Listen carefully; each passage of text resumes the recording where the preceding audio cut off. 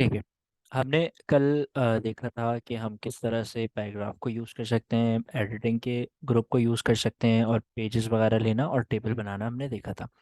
Table के अंदर मैंने बताया था सिर्फ टेबल के साथ जो टैब आ रहा है उसका एक ही टैब मैंने आप लोगों को बताया था, और वो हमारा था सिंपल डिज़ाइन का टैब। अब हम देख लेते हैं कि हमारे पास लेआउट के टैब में क्या क्या चीज़ें मौजूद हैं। अब लेआउट के टैब में से मैंने आप लोगों को बहुत सारी चीज़ें बता दी थी ऐसी, यानी अ, मतलब आप लोगों को शॉर्टकट में बता दिया था कि अगर मुझे कॉलम ऐड करना हो, एक्स्ट्रा कॉलम अब लेना है टेबल बनाने के बाद, तो जहाँ पर भी आप कॉलम लेना चाहते हैं आपको वहाँ पर ऊपर की तरफ जाकर प्लस पे क्लिक कर देना है, तो वहाँ पर एक एक्स्ट्रा कॉलम ऐड हो जाएगा। और अगर आपको डिलीट करना हो तो ऊपर क्लिक करके बीच पे राइट क्लिक करके डिलीट कॉलम करके आप डिलीट कर सकते हैं। इसी तरह मैंने रॉ में भी बताया था आपको कि अगर आप रॉ लेना चाहें तो आप रॉ भी इसी तरह से ले सकते हैं। शॉर्टकट में मैंने बता दिया था, अगर आप उसका जैसे लॉन्ग कट कहते हैं, अगर वो करना है तो आप लेआउट से जाकर इस वाले ऑप्शन से कर सकते हैं, लेकिन शॉर्टकट ज़्यादा बेहतर है तो आप शॉर्टकट यूज़ कर सकते हैं। अच्छा, उसके अलावा हमारे पास एक ऑप्शन होता है मर्ज करने का, सेल को मर्ज करने का। अब सेल को मर्ज से मुराद क्या है? सेल को मर्ज करने से मुराद ये होता है कि मुख्तलिफ सेल्स को, यानी एक या एक से ज़्यादा सेल्स को आप एक ही सेल बना दें। वो काम कैसे होगा? एग्जाम्पल के तौर पर मैं यहाँ पर एक कॉलम ऐड कर रहा हूँ जिसके अंदर मैंने यहाँ पर सिंपल एक चीज़ ऐड करनी है नाम दूंगा जिसको मैं नाम दूंगा एज अ टाइम। सही है। तो मैंने यहाँ पर टाइमिंग लिख दी कि भाई टाइमिंग कितनी की है। तो एग्जाम्पल के तौर पर हर पेपर 11 to 1 PM 1 का है। सही है, 11 to 1 की टाइमिंग है हर पेपर की। तो मुझे बार बार तीनों में लिखने की ज़रूरत नहीं है, मतलब जितने सेल में वो क्वांटिटी रिपीट होगी मैं ये चाहता हूँ कि मैं उन सेल्स को मर्ज कर दूँ ताकि मुझे बार बार लिखने की ज़रूरत ना पड़े। तो इस काम को करने के लिए आपको जितने सेल्स को मर्ज करना है आपको उन सबको सेलेक्ट करना पड़ेगा। इस सेल से लेकर क्लिक किया, नीचे की तरफ ड्रैग किया, नीचे की तरफ ड्रैग किया, तीनों को सेलेक्ट करके क्लिक को छोड़ दिया। क्लिक किया, नीचे की तरफ ड्रैग किया, क्लिक करके नीचे ड्रैग किया, छोड़ दिया। कहीं भी क्लिक क्लिक किए बगैर यहाँ पर आपको एक ऑप्शन मिल जाएगा मर्ज सेल्स का। जैसे ही आप मर्ज सेल्स पे क्लिक करेंगे ये पूरा सेल एक सेल के अंदर कन्वर्ट हो जाएगा। आप देखें ये पूरा एक सेल बन चुका है। किस तरह से? सबको सेलेक्ट करके मर्ज सेल्स पे क्लिक करना है तो वो पूरे सेल को एक सेल बना देगा। अब अगर आपको वैल्यू को सेंटर पे लाना है तो आप इस वैल्यू को सेंटर पे लाने के लिए यहाँ पर अलाइनमेंट वाला ऑप्शन यूज़ कर सकते हैं। आपके पास अलाइनमेंट के कुछ ऑप्शन है। मैंने सबको सेलेक्ट किया, अपनी पूरी टेबल को मैंने यहाँ से सिंपल पहले इनका कर लेते हैं फिर उसका कर लेते हैं। सही है, यहाँ से आप इस वाले ऑप्शन पे क्लिक करेंगे तो ऑल सेंटर, और इसी तरह यहाँ पर भी आप सेलेक्ट करके इसको भी आप सेंटर पे क्लिक करके सेंटर कर सकते हैं। सिंपल, आपको जो भी एरिया सेंटर पे करना है आपको सेलेक्ट करना है, और ये अलाइनमेंट वाले ऑप्शन से टॉप टॉप पे, सेंटर पे, राइट साइड पे, राइट साइड पे, टॉप पे। सही है, बिल्कुल सेंटर पे करना हो तो आप इस वाले ऑप्शन से कर सकते हैं सेम तरीके से। ठीक है। और अगर साइज़ वगैरह बड़ा करनी हो वो आपको पता है पहले से, आप कर सकते हैं। लेकिन अब ये सीधा सीधा अच्छा नहीं लग रहा, अगर आप उसको रोटेट भी करना चाहें तो रोटेट भी कर सकते हैं, यानी टेक्स्ट की डायरेक्शन को आप चेंज कर सकते हैं लेआउट वाले ऑप्शन से। आपको लेआउट पे क्लिक करना है और टेक्स्ट डायरेक्शन पे क्लिक करके आप इसको इस तरह से रोटेट कर सकते हैं, चाहे आप जिस तरह भी रखना चाहें। उसके बाद आप मज़ीद अगर साइज़ बड़ा करना चाहें तो आप दोबारा सेलेक्ट करके इसकी साइज़ को मज़ीद इंक्रीज़ या डिक्रीज़ कर सकते हैं, जो कि हमने पहले देखा था। तो लेआउट के अंदर आप अपने टेबल को मज़ीद मर्ज कर सकते हैं, या अपनी टेबल की अलाइनमेंट सही से कर सकते हैं, टेक्स्ट को डायरेक्ट कर सकते हैं कि आपको टेक्स्ट किस डायरेक्शन के अंदर चाहिए। ठीक है। उसके अलावा टेबल के अंदर हमारे पास इतनी चीज़ें जो हैं वो इम्पॉर्टेंट है। उसके अलावा अगर आपको टेबल को स्प्लिट करना है या किसी सेल को स्प्लिट करना है, एग्जाम्पल के तौर पर मैं चाह रहा हूँ कि भाई ये जो 2 तारीख को पेपर है ना वो उर्दू के साथ साथ इस्लामियत का भी पेपर है। सही है। तो या तो मैं उर्दू के साथ स्लैश डालकर इस्लामियत लिख दूँ, या उर्दू के बाद स्पेस या कॉमा लगाकर इस्लामियत लिख दूँ। और एक काम ये भी कर सकता हूँ मैं कि मैं जिस तरह मैंने 2-3 सेल को मर्ज किया है ना, उसी तरह मैं एक सेल को तोड़ भी सकता हूँ। जैसे हम मर्ज करते हैं उसी तरह हम तोड़ भी सकते हैं। तोड़ने के लिए हमें स्प्लिट सेल्स का ऑप्शन यूज़ करना पड़ेगा। अब पहले आपको सोचना है या आपको पहले डिसाइड करना है कि आपको उस सेल को कितने हिस्सों में तोड़ना है। आप उस सेल पर रहकर स्प्लिट सेल्स वाले ऑप्शन पे क्लिक करेंगे, और ये फिर आपसे पूछेगा कि भाई आपको इस सेल को किस हिसाब से तोड़ना है। तो मैं चाहता हूँ इस सेल के अंदर 2 कॉलम बन जाए और रॉ एक ही रहे, यानी एक ही रॉ रहे लेकिन कॉलम 2 हो जाए, अलग अलग सेपरेट कर दूँ। तो 2 कॉलम और एक रॉ पे मैंने यहाँ से ओके किया, तो आप देखें ये स्प्लिट हो गया, एक कॉलम ये और एक कॉलम ये, यानी इस टेबल के अंदर या इस सेल के अंदर दो, मतलब ये सेल दो सेल में टूट गया। वैसे तो ये सिंगल सेल है, लेकिन इस सेल को हमने दो सेल में तोड़ दिया। सही है। फिर से अगर बता दूं तो बहुत सिंपल सा तरीका, जिस सेल को तोड़ना उस सेल में रहकर आप स्प्लिट सेल्स पे जाएंगे और इसको जितने कॉलम और रो में तोड़ना है उस हिसाब से आप करके ओके कर देंगे। तो आपका वो जो सेल होगा वो उतने कॉलम या फिर रो में अपने हिसाब से आप उसको तोड़ सकते हैं। चाहे आपको इसको जितने भी कॉलम या रो में तोड़ना हो, आप अपने हिसाब से इसको एडजस्ट कर सकते हैं। बाकी टेबल में यही चीज़ें जो है वो हमारे पास इंपॉर्टेंट थी। उसके अलावा हमारे पास एम एस वर्ड के अंदर टेबल के अलावा हमारे पास एक मज़ेदार सा ऑप्शन है, और वो है शेप्स। यानी अगर कोई शेप बनाना चाहते हैं, यानी बने बनाए शेप, अगर आप शेप्स पे क्लिक करेंगे तो आपके पास कुछ बने बनाए शेप्स आ जाएंगे, रेक्टेंगल, ट्रायंगल वगैरह। ठीक है। तो आप इन शेप्स की मदद से कोई भी ग्राफिक का काम कर सकते हैं, कोई भी डिज़ाइन बना सकते हैं। ठीक है। एग्जाम्पल के तौर पर अगर मुझे एक रेक्टेंगल बनाना है तो यहाँ रेक्टेंगल बना बनाया मौजूद है, मैंने इस पर क्लिक किया। उसके बाद जहाँ पर भी आपको बनाना है आप क्लिक करके उसको ड्रैग करेंगे तो वो आपका एक रेक्टेंगल बना देगा। अच्छा, रेक्टेंगल बनने के साथ साथ आपके पास एक और एक टैब ऐड हो जाएगा, और वो टैब है फॉर्मेट का, शेप फॉर्मेट का। ठीक है। अभी इसको देखते हैं। लेकिन अगर मुझे एक स्क्वायर बनाना है तो वो मैं कैसे बनाऊंगा? देखिए, इंसर्ट के अंदर स्क्वायर का ऑप्शन नहीं है। सही है। अगर आपको स्क्वायर बनाना है तो आपको रेक्टेंगल ही लेना पड़ेगा और फिर शिफ्ट दबाकर ड्रैग करना पड़ेगा, तो वो एक स्क्वायर बनाएगा। इसी तरह अगर आपको ओवल बनाना है, अगर आप ओवल बनाना चाह रहे हैं तो आपके पास यहाँ ओवल तो मौजूद है, आप बनाएंगे तो ये ओवल बनाएगा। और अगर आप इसको सर्कल करना चाहते हैं तो आप शिफ्ट दबा कर रखें और फिर बनाएंगे तो ये एज अ सर्कल बनाएगा। जैसे ही कोई भी शेप बन जाएगा उसके साथ साथ एक ऑप्शन आ जाएगा शेप फॉर्मेट का। शेप फॉर्मेट के अंदर आप इसके अंदर कलर कर सकते हैं, इसको डिज़ाइन कर सकते हैं, इसको किस पोजीशन पे रखना है, ये सारी चीज़ें डिसाइड कर सकते हैं। तो सबसे पहले तो यहाँ पर कुछ इंसर्ट शेप का ऑप्शन दोबारा आ जाएगा, यानी अगर आपको इस शेप के साथ साथ एक और एक शेप बनाने की ज़रूरत है तो आपको दोबारा इंसर्ट पे जाने की ज़रूरत नहीं, आप डायरेक्ट यहीं से कोई भी एक्सेस ले लें और वो शेप दोबारा से यहाँ पर बना लें। मतलब आप क्विकली जो भी शेप बनाना चाहें अपने हिसाब से वो शेप लेकर बना सकते हैं। जो भी शेप आप उठाएंगे वो बन जाएगा यहाँ पर ऑलरेडी। ठीक है। तो आप जो भी शेप बनाते हैं उसके साथ साथ आपके पास जो ऑप्शंस आ रहे हैं उनको देख लेते हैं। जैसे अगर मैंने ये शेप बनाया तो मेरे पास एक शेप फॉर्मेट का ऑप्शन आ रहा है।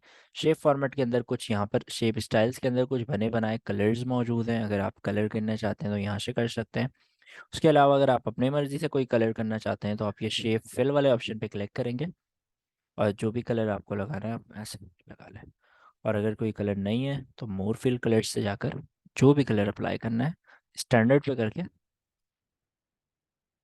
सेलेक्ट करके ओके कर दें, वो कलर आ जाएगा।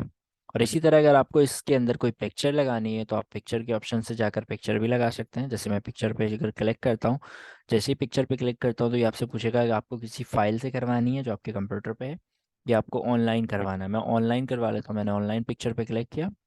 ऑनलाइन पे पिक्चर पे क्लिक करने के बाद ये लोड करेगा, उसके बाद आप पिक्चर सर्च करेंगे, कोई सी भी पिक्चर आपको चाहिए। फॉर एग्जांपल मुझे एरोप्लेन चाहिए, और जो भी पिक्चर आप चाहिए क्लिक करें, इंसर्ट कर दें, वो पिक्चर आपके उस शेप के अंदर ऑटोमेटिकली आ जाएगी। और अगर आप ये चाहते हैं कि भाई इसके अंदर दोबारा कलर आ जाए, पिक्चर हट जाए, तो आप कोई भी कलर लगा दें या इसको नो फिल कर दें तो ये ऑटोमेटिकली गायब हो जाएगा। बाकी अगर आप इसमें ग्रेडियंट लगाना चाह रहे हैं तो आप वो काम भी कर सकते हैं। शेप फिल पे जाएंगे, ग्रेडियंट पे जाएंगे। ग्रेडियंट पे जाने के बाद देखें ये ऑलरेडी एक ग्रेडियंट आ रहा है, डार्क वेरिएंट और लाइट वेरिएंट। लेकिन अगर हम अपना खुद का ग्रेडियंट बना लें तो वो ज़्यादा बेहतर है। ग्रेडियंट पे आना है, नीचे मोर ग्रेडियंट्स पे आना है। जैसे ही आप मोर ग्रेडियंट्स पे आएंगे आपके पास ये राइट हैंड साइड पे पैनल ओपन हो जाएगा। इसमें आपको ग्रेडियंट फिल वाला ऑप्शन सेलेक्ट करना है। और उसके बाद यहाँ से अगर आप नीचे की तरफ देखेंगे तो आपके पास बहुत सारे ऑप्शन ऑन हो जाएंगे। लेकिन आपको किसी ऑप्शन को फिलहाल समझने के लिए आपको यहाँ पर ग्रेडियंट स्टॉप्स वाले कॉलम में जाना होगा। और पहले मैं आपको ये बता दूं कि ग्रेडियंट होता क्या है। ग्रेडियंट का मतलब होता है दो या दो से ज़्यादा कलर्स का आपस में ब्लेंड, यानी दो या दो से ज़्यादा कलर आपस में जब मिलते हैं तो वो ग्रेडियंट कहलाता है। कम से कम दो कलर, ज़्यादा से ज़्यादा जितने भी हो सकते हैं। तो अभी आप ग्रेडियंट स्टॉप्स पे देख सकते हैं कि यहाँ एक बॉक्स, दो बॉक्स, तीन बॉक्स और चार बॉक्स बने हुए हैं। इसका मतलब ये है कि मैं चार कलर को सेलेक्ट कर सकता हूँ। अब एग्जाम्पल के तौर पर मैं यहाँ पर सिर्फ दो चाहता हूँ तो मैंने एक बॉक्स पे क्लिक करके डिलीट दबा दिया तो वो बॉक्स डिलीट हो जाएगा। और इस पर भी क्लिक करके मैं डिलीट दबाऊंगा तो वो भी डिलीट हो जाएगा। अब मेरे पास सिर्फ और सिर्फ दो ग्रेडियंट स्टॉप्स यानी दो बॉक्सेस हैं। जिस बॉक्स में आपको जो कलर रखना है आप उस बॉक्स पे क्लिक करें, यहाँ से कलर पे क्लिक करें और जो कलर करना है वो कर लें। सेम तरीके से दूसरे बॉक्स पे क्लिक करें, कलर पे क्लिक करें और जो कलर आप करना चाहते हैं वो कलर कर लें। तो आप देख सकते हैं इस शेप के अंदर दो कलर आ गया, एक आ गया ब्लू और एक आ गया ग्रीन।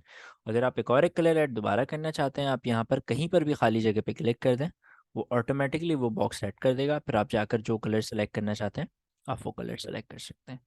तो आप देख सकते हैं मैंने तीन कलर्स मिलाकर इसके अंदर लगा दिए। अब ये जो यहाँ टाइप आ रही है तो ग्रेडियंट के कुछ टाइप है, लीनियर ग्रेडियंट होता है, रेडियल होता है, रेक्टेंगुलर ग्रेडियंट होता है। यहाँ से इसकी डायरेक्शंस वगैरह आपको मिल जाएंगी कि आपको किस डायरेक्शन पे चाहिए। फॉर एग्जांपल मुझे रेडियल चाहिए तो रेडियल का मतलब गोल जैसा होगा, गोल जैसा ग्रेडियंट, ठीक है। रेक्टेंगुलर लगाएंगे तो आप रेक्टेंगुलर जैसा ग्रेडियंट होगा, और सो ऑन। ये सारे ऑप्शन आप खुद भी सीख सकते हैं, बहुत सिंपल सिंपल सी चीज़ें हैं, ठीक है। ज़्यादा डिटेल में जाऊँगा तो डिटेल में जाने का हमारे पास टाइम है नहीं, क्योंकि ये एक फास्ट फॉरवर्ड कोर्स है, ठीक है। बाकी अगर आपको ग्रेडियंट हटाना हो तो आप दोबारा जाकर नो फिल या कोई कलर लगा देंगे तो ग्रेडियंट हट जाएगा। उसके अलावा अगर आप कोई टेक्सचर इसके अंदर ऐड करना चाह रहे हैं, पैटर्न टाइप, तो आप वो कोई भी पैटर्न टाइप टेक्सचर ऐड कर सकते हैं, ठीक है। अगर इसके अंदर आप कुछ लिखना चाहते हैं तो आपको सिर्फ इस पर क्लिक करना है और आप जो भी लिखना चाहते हैं आप उसके अंदर वो लिख सकते हैं, ठीक है। सिर्फ क्लिक करके लिखना शुरू करें कीबोर्ड से, ऑटोमेटिकली इसी के अंदर लिखा जाएगा। अगर इसके साइज़ वगैरह को एडजस्ट करना है सेम तरीका सेलेक्ट करके आप यहाँ से उसको बोल्ड, इटैलिक, अंडरलाइन जो करना चाहें, फ़ॉन्ट चेंज करना चाहें यहाँ से कर सकते हैं। और उसके अलावा अगर आप इसमें कलर करना चाहें तो वो यहाँ से भी कर सकते हैं, और आप यहाँ शेप फॉर्मेट के अंदर से टेक्स्ट के अंदर भी कलर अपने हिसाब से कर सकते हैं, ठीक है। और उसके अलावा यहाँ पर आपके पास शेप आउटलाइन मौजूद है, यानी अगर आपको अपने शेप के साथ आउटलाइन लगाना है तो आप वो भी लगा सकते हैं। मतलब आप मतलब शेप किस कलर से बना हुआ है, एग्जांपल के तौर पर अगर मैं इसके फिल को नन कर दूं तो आप देखें ये जो कलर आ रहा है जिससे ये बना हुआ है ये इसकी आउटलाइन है। तो अगर आप इसके आउटलाइन कलर सेट करना चाहते हैं तो आप वो भी सेट कर सकते हैं। और अगर इसको थोड़ा सा और थिक करना है तो आप यहाँ इसके वेट पाएँ, शेप आउटलाइन, वेट, और यहाँ से इसके वेट को बढ़ा दें। और अगर आप इसको चेंज करना चाहते हैं कुछ इस टाइप से तो आप स्क्रैच वाले ऑप्शन से कर सकते हैं, टेढ़ा थोड़ा सा डैश इसको चेंज करना चाहे तो वो यहाँ से कर सकते हैं, सही। उसके अलावा अगर कलर लगा दे तो ज़्यादा बेहतर है, सही। उम्मीद है समझ में आ रही है आप लोगों को बात। उसके अलावा अगर आप अपने शेप के साथ अफेक्ट लगाना चाहते हैं तो आप वो भी कर सकते हैं। शेप फॉर्मेट पे आना है, शेप अफेक्ट पे आना है। उसके बाद आप देख सकते हैं कि आपके पास बहुत सारे अफेक्ट्स के ऑप्शन हैं। पहला है प्री सेट, यानी बने बनाए कुछ अफेक्ट्स मौजूद हैं जो कि अगर आप लगा सकते हैं तो उस तरह से आपको अफेक्ट लगाकर ये ऑप्शन दे देगा, शेप अफेक्ट। ये सारे ऑप्शन तभी आएंगे जब आप शेप को क्लिक करके शेप फॉर्मेट पे आएंगे, वरना आप शेप पे क्लिक नहीं करेंगे तो कोई ऑप्शन आपको ऊपर नहीं दिखेगा। तो आपको शेप पे क्लिक करना है, फिर शेप फॉर्मेट पे आना है और फिर शेप अफेक्ट पे आकर जो भी आप लगाना चाहते हैं, चाहे प्री सेट से जो बने बनाए हैं अगर वो लगाना चाहते हैं तो आप लगा सकते हैं। आप देख सकते हैं अलग ही लुक बना देता है फॉर्मेट, सही है। शेप अफेक्ट नहीं लगाना, आप यहाँ से नो प्री सेट कर देंगे तो कोई प्री सेट यानी कोई भी अफेक्ट इसमें नहीं लगेगा। Shape format, shape affect, preset के अंदर नो प्रीफेट। इसी तरह अगर आप इसके अंदर कोई शेडो लगाना चाहते हैं, साया इसका ऐड करना चाहते हैं तो आप अपने मर्जी से जिस हिसाब से भी शेडो ऐड करना चाहें तो आप शेडो देख सकते हैं नीचे की तरफ ऐड हो गया। इसी तरह अगर आप इसके रिफ्लेक्शन ऐड करना चाहते हैं, शेडो हटाना है तो आप शेडो पे जाकर नो शेडो कर देंगे तो शेडो हट जाएगा। इसी तरह अगर आप रिफ्लेक्शन ऐड कर सकते हैं तो आप इसका रिफ्लेक्शन भी ऐड कर सकते हैं। आप मुझे बताएं शेडो और रिफ्लेक्शन में फ़र्क क्या होता है, किसी को पता है क्या फ़र्क होता है शेडो और रिफ्लेक्शन में?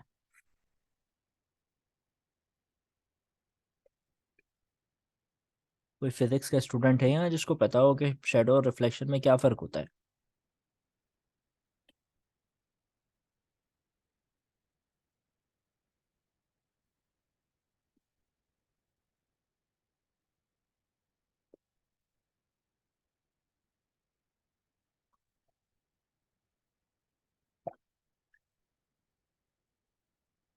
किसी को भी नहीं पता शेडो और रिफ्लेक्शन में क्या फ़र्क होता है?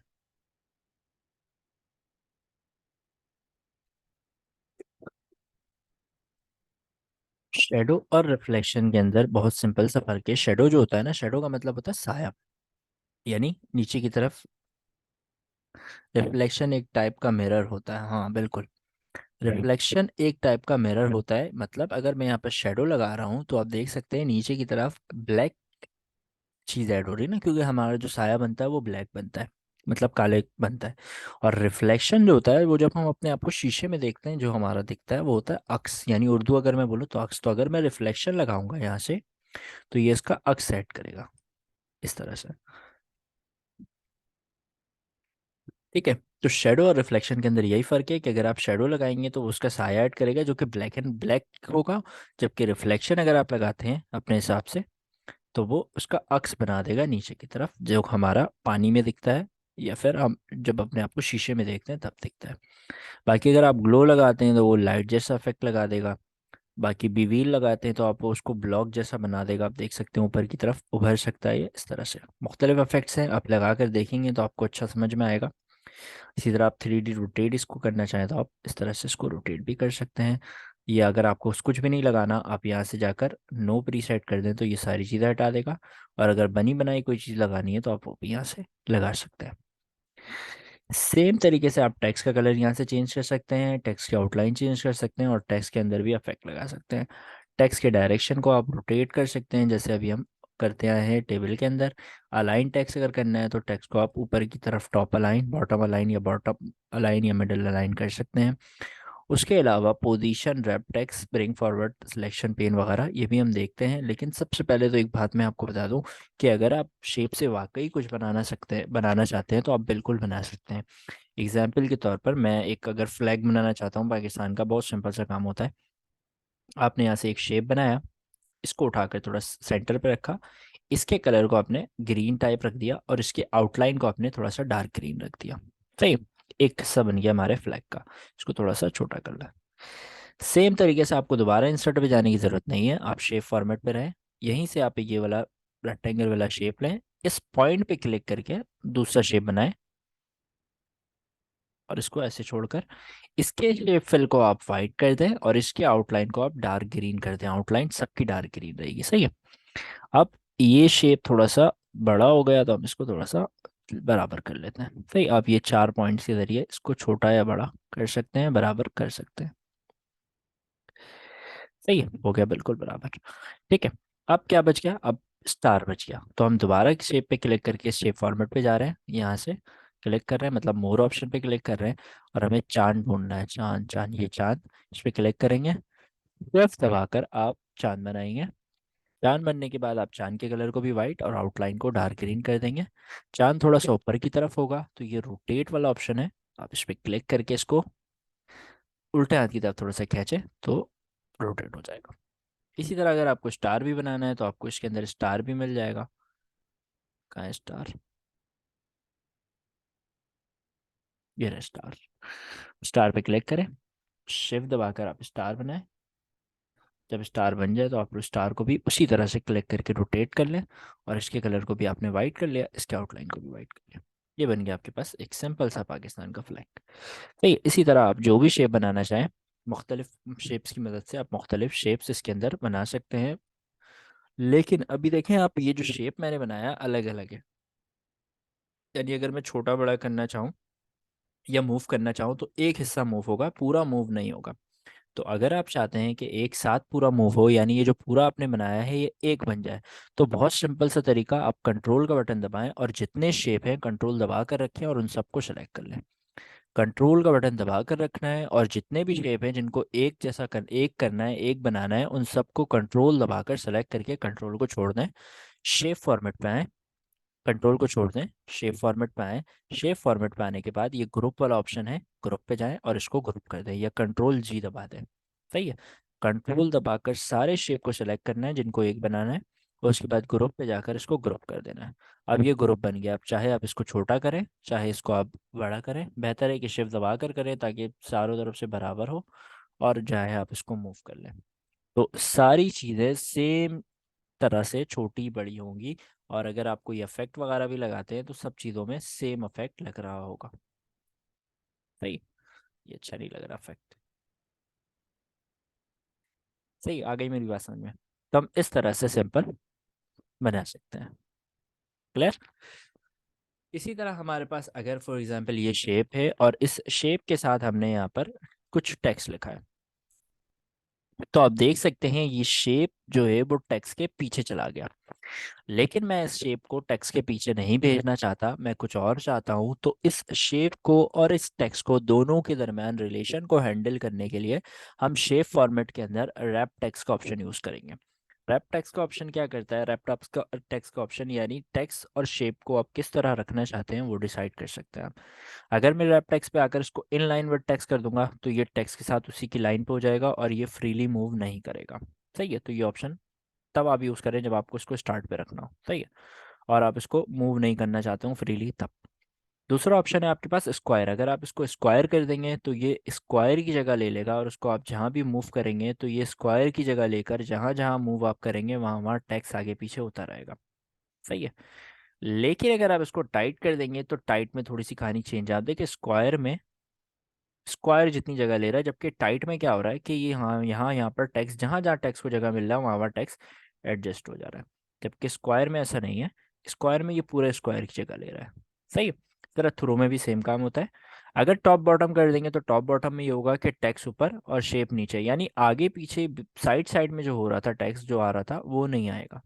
सही है, अगर आप इसको टॉप एंड बॉटम करते हैं। अगर बिहाइंड टेक्स्ट करेंगे तो ये टेक्स्ट के पीछे चला जाएगा और इन फ्रंट ऑफ टेक्स्ट करेंगे तो वो टेक्स्ट के आगे आ जाएगा। अब ये टेक्स्ट के आगे ही है लेकिन आपको पीछे टेक्स्ट दिख रहा है, क्यों? क्योंकि मैंने इस पर अफेक्ट लगाया हुआ है। अगर मैं इससे अफेक्ट हटा दूं तो आप देख सकते हैं, लेकिन अगर मैं इसको बिहाइंड टेक्स्ट कर दूं तो ये पीछे चला जाएगा। सही है, तो आप अपने हिसाब से जो भी ऑप्शन यूज़ करना चाहें यहाँ से कर सकते हैं। अगर किसी को नहीं समझ में आ रहा है या मैं शायद जल्दी जल्दी बता रहा हूँ तो मुझे बोल सकता है कि सर मुझे नहीं समझ में आ रहा है या नहीं आ रही, या जो भी। सही है, समझ में आ रहा है या नहीं आ रहा है मुझे बताओ पहले कमेंट चैट पे फटाफट। कौन कौन लोग हैं? अलिशबा, आसिफ, सादिया, जिले, फातिमा। आसिफ समझ में आ रहा है? लिशबा, यस सर आ रहा है। सादिया, ठीक है।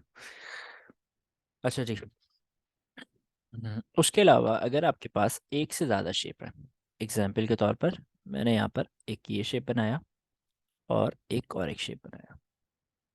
सही है? दो शेप मैंने बना लिया, एक शेप ब्लैक कलर का है जबकि एक ब्लू कलर का है। ब्लू वाला पीछे है, ब्लैक वाला आगे। अमूमन ये होता है कि जो शेप आप पहले बनाते हैं वो पीछे चले जाता है और जो शेप आप बाद में बनाते हैं ना वो आगे आ जाता है। तो अब मैं ये चाहता हूँ कि ब्लैक वाले को पीछे भेज दूँ और ये रेड ब्लू वाला जो है वो आगे आ जाए। तो उसके लिए आपको यहाँ से ब्रिंग फॉरवर्ड और सेंड बैकवर्ड का ऑप्शन यूज़ करना पड़ेगा।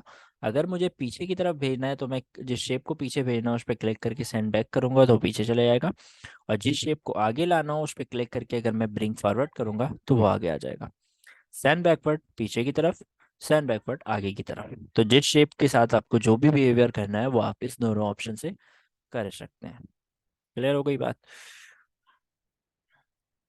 उसके अलावा आपके पास एक ऑप्शन है चार्ट का जो कि बहुत ज़्यादा इंपॉर्टेंट है, लेकिन वो जब एक्सेल पढ़ेंगे तब देखेंगे। उसके अलावा आपके पास यहाँ पर जो मेन चीज़ है वो है हेडर। हेडर से मुराद क्या है? देखें अभी हमारे पास सिर्फ और सिर्फ एक पेज है। ठीक है, मैं एक काम करता हूँ, इन सारे टेक्स्ट को कॉपी करता हूँ और कंट्रोल वी से पेस्ट कर रहा हूँ थोड़ा सा, 5-6 दफ़ा। एक दफ़ा कॉपी किया है और 5 से 6 दफ़ा मैंने इसको पेस्ट कर दिया। ठीक है, अब मैं ये चाह रहा हूँ कि भाई मुझे एक हेडिंग लगानी है। फॉर एग्जांपल अगर मैं एक नोट्स बना रहा हूँ, से ये कोचिंग का ये मेरे नोट है और मैं ये चाहता हूँ कि मेरे हर पेज के अंदर मेरे कोचिंग का नाम ऊपर हेडिंग में शो होता रहे। तो मैं बार बार हेडिंग यूज़ नहीं करूँगा, मैं सिंपल क्या करूँगा, उस हेडिंग को अपने पेज के हेडर में लगा दूंगा। हेडर कैसे खुलता है? आप यहाँ ऊपर की तरफ डबल क्लिक करें, हेडर खुल जाएगा। इसी तरह क्योंकि देखिए ऊपर का हिस्सा हेड कहलाता है, नीचे का हिस्सा फुट कहलाता है। नीचे वाला हिस्सा अगर आप नीचे डबल क्लिक करेंगे तो फुटर खुल जाएगा, पेज के नीचे का हिस्सा। बंद करने के लिए आप बीच में डबल क्लिक करें या यहाँ से क्लोज कर लें, या ऊपर का हिस्सा आपके पास डबल क्लिक करेंगे तो हेडर खुल जाएगा। तो अगर आपको कोई हेडिंग लगानी है तो आप वो लगा सकते हैं अपने हेडर के अंदर, या कोई भी चीज़ जो आप रिपीट करना चाहते हैं बार बार वो आप अपने हेडर में रख सकते हैं। सही। अगर इसके अंदर आपको इफेक्ट वगैरह लगाना है वो सेम तरीके से आप सेलेक्ट करके होम से जाकर जो भी effect, font, X Y Z जो भी लगाना चाहें आप वो काम कर सकते हैं। ठीक है, अब अगर मैंने यहाँ हेडर लगाया, मैंने नीचे डबल क्लिक कर दिया, हेडर बंद हो गया। अब अगर मैं नीचे आता हूँ तो ये मेरी नीचे वाले पेज पे भी आएगा, इस पे भी आएगा, मतलब जितने पेजेस हैं उन सब में वो हेडर रिपीट हो रहा होगा जो कि मुझे चाहिए। इसी तरह अगर मैं फुटर पे भी कुछ इंसर्ट कर दूं डबल क्लिक करके, तो वो हर पेज के फुटर में भी एड्रेस आ रहा होगा। For example address X Y Z कुछ भी ऐड कर दूं, तो वो हर पेज के फुटर पे रिपीट हो रहा होगा। तो कोई भी चीज़ जो आप हर पेज पे रिपीट करवाना चाहते हैं, हेडर पे चाहते हैं तो आप हेडर पे हेडिंग के तौर पर, और फुटर पे चाहते हैं तो फुटर पे फुट के तौर पर आप ऐड करवा सकते हैं। ठीक है, ये काफ़ी इंपॉर्टेंट चीज़ है। उसके अलावा आपके पास एक ऑप्शन मौजूद है जो कि इम्पोर्टेंट है, वो है वाटर मार्क का। यानी अगर आप अपने डॉक्यूमेंट के अंदर कोई वाटर मार्क लगाना चाहते हैं तो आप वो लगा सकते हैं। अब देखिए वाटर मार्क से मुराद क्या है, आप लोगों ने वही कोचिंग के नोट्स में देखा होगा कि पीछे की तरफ कोचिंग का नाम लिखा होता है जो कि लाइट से लिखा होता है। अगर आप उसको मतलब आपका टेक्स्ट भी उससे नहीं छुपता और वो वाज़े दिख भी रहा होता है। तो वही काम अगर आपको करना है, आपको अगर आप वाटर मार्क लगाना है तो आप ये डिज़ाइन के टैब में जाएंगे, और डिज़ाइन के टैब में जाने के बाद राइट हैंड साइड पे आप देखेंगे तो आपको एक ऑप्शन दिखेगा वाटर मार्क। ये काम आप वाटर मार्क से कर सकते हैं। तो आपको वाटर मार्क पे क्लिक करना है, और यहाँ पर देखें आप कॉन्फिडेंशियल पे अगर मैं क्लिक कर दूँ तो ये पीछे कॉन्फिडेंशियल वाटर मार्क के तौर पर आ जाएगा। ठीक है, इसी तरह अगर मैं यहाँ से कोई जैसे कॉन्फिडेंशियल है, ये हॉरिजॉन्टली लिखा, सॉरी ये डायगोनल पे लिखा हुआ है यानी टेढ़े पे लिखा हुआ है। सीधे पे चाहिए तो आप सीधे पे ला सकते हैं। और अगर आप ये चाहते हैं कि आप अपनी मर्जी से कोई टेक्स्ट लिखें तो आप वो भी मुमकिन है। वाटरमार्क नीचे की तरफ आप देखेंगे तो कस्टम वाटरमार्क का ऑप्शन आ रहा है, यहाँ पर कस्टम वाटरमार्क पे क्लिक करना है। और ये जो टेक्स्ट का ऑप्शन है, यहाँ से आप कॉन्फिडेंशियल को वर्ड को हटा दें, और आप जो भी लिखना चाहते हैं आप वो लिख लें। सही, अपना नाम लिख लें या जो भी लिखना चाहते हैं आप वो लिख लें। उसके बाद कौन सा फ़ॉन्ट आपको रखना है, आप यहाँ से इसके फ़ॉन्ट को भी डिफाइन कर सकते हैं। साइज़ को आप ऑर्डर रहने देंगे तो ज़्यादा बेहतर है। और यहाँ से आप कलर भी सिलेक्ट कर सकते हैं कौन से कलर का चाहिए। ठीक है, अब एक ऑप्शन है सेमी ट्रांसपेरेंट का, एक है लेआउट का। ठीक है, अगर आप हॉरिजॉन्टल रख के अप्लाई करेंगे तो ये हॉरिजॉन्टली सीधा लिखा हुआ आ रहा है, और डायगनल रख के अप्लाई करेंगे तो ये डायगनली यानी टेढ़े में लिखा हुआ आएगा, फॉन्ट बिल्कुल अच्छा नहीं लग रहा। सही है, चलेगा ही। और अगर आप सेमी ट्रांसपेरेंट से टिक हटाकर अप्लाई करेंगे तो वो थोड़ा सा डार्क दिखेगा। तो अगर आपको डार्क देखना है तो आप सेमी ट्रांसपेरेंट से टिक हटा दें, और अगर आपको लाइट देखना है तो आप इस पर सेमी ट्रांसपेरेंट पर टिक लगा दें। सेम तरीके से अगर आप कोई पिक्चर लगाना चाहते हैं तो आप पिक्चर वाटरमार्क पे क्लिक करेंगे, और यहाँ क्लिक करेंगे और सेलेक्ट पिक्चर करके, अगर नेट से लगवाना है तो नेट से या किसी फाइल से आप सेम तरीके से पिक्चर वाटरमार्क भी ऐड कर सकते हैं। और अगर आप वाटरमार्क को डिलीट करना चाहें तो वाटरमार्क पे जाकर रिमूव वाटरमार्क करके आप उस वाटरमार्क को डिलीट कर सकते हैं। ठीक है, इसी तरह अगर आपको अपने पेज पे कलर करना है तो आप पेज कलर, पूरे पेज पे कलर, ठीक है, पेज कलर पे जाकर जो भी कलर अप्लाई करना चाहते हैं वो सिंपल कलर आप यहाँ से अप्लाई कर सकते हैं। ठीक है, और अगर पिक कलर हटाना हो तो आप यहाँ से नो कलर कर दें, या कोई लाइट से कलर लगा लें तो ज़्यादा अच्छा लगता है। ठीक है, तो आप अपने मर्ज़ी से जो भी कलर अप्लाई करना चाहें वो कर सकते हैं। इसी तरह अगर आपको अपने पूरे पेज पर बॉर्डर लगाना है तो वो भी काम आप पेज बॉर्डर्स के ऑप्शन से कर सकते हैं। पेज बॉर्डर्स पे क्लिक करना है, उसके बाद यहाँ बॉक्स पे क्लिक करना है। पेज बॉर्डर कुछ सेलेक्ट करने की ज़रूरत नहीं है, डायरेक्ट पेज बॉर्डर बॉक्स। अब यहाँ से आप स्टाइल सेलेक्ट कर लें कि आपको कौन से स्टाइल में चाहिए। यहाँ से आप कलर सेलेक्ट कर लें कि आपको कौन से कलर पे चाहिए। यहाँ से आप विड्थ सेलेक्ट कर लें कितना विड्थ चाहिए, और यहाँ से ओके कर दें। तो ये पूरे डॉक्यूमेंट पे आपके बॉर्डर लगा देगा। इसी तरह से अगर आप कोई आर्ट वर्क यूज़ करना चाहते हैं तो आप वो भी यूज़ कर सकते हैं, जैसे बच्चों के लिए अगर आप कोई पेपर वगैरह बना रहे हैं तो उन सारी चीज़ों में आप यूज़ कर सकते हैं।